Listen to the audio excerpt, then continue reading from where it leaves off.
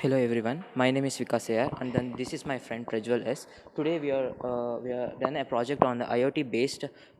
The project name is called Human Following Robot. First, let us know about the IoT. IoT is an interlinking of a digital device uh, through an wireless network. Now, the IoT is called as future of the internet.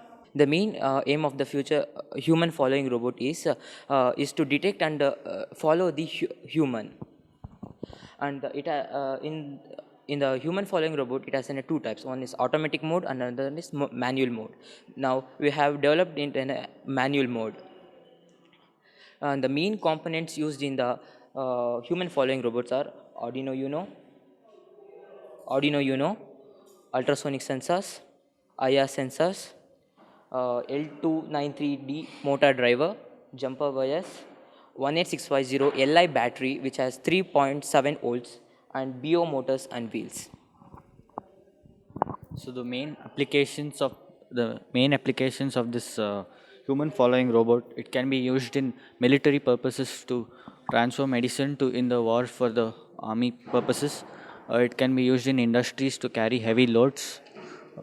It can be used as security purposes in jewelry shops and museums, which can detect the human during robbery.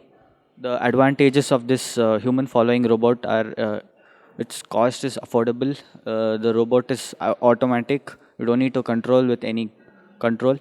And it is easier to make, and the main future work can be applied is the communication can be installed, and real time controller from the camera can be installed. And conclusion is that this is the following human following robot which will trend in the future for the following works. This is the model. When we keep our hand near it, it sends our hand and it moves. It's a forward direction, in backward direction.